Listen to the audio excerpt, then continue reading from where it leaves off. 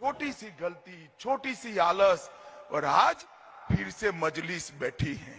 संभाजी नगर वालों को एक कबूल है क्या?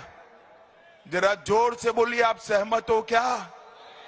आज इस सभा से संकल्प कर कर जाइए, सरदार पटेल ने जो आजादी के बाद निजाम से मुक्ति दिलाई थी, ये नए निजामों को आप फिर से एक बार घर में बिठाकर उनकी जगह बताने का काम करेंगे। निवडणूक जवळ आहे, कोण कोणाला उखडून फेकणार आहे ते जे लोक मतदान करतील ते त्याचा निर्णय देतील।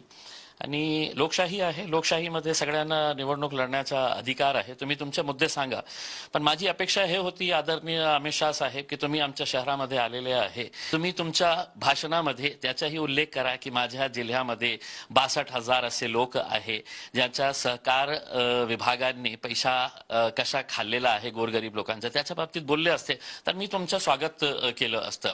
आणि आता हेच लोक कुणाला उखडून फेकणार आहे हे तुम्हाला येणाऱ्या 1-1.5-2 महिन्यामध्ये कळेलच।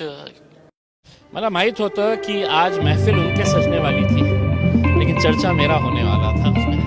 तसंच झालं, जे बोलायला उभे राहिले त्यांना इम्तियाज जलील दिसलं, त्यांना मजलिस दिसलं।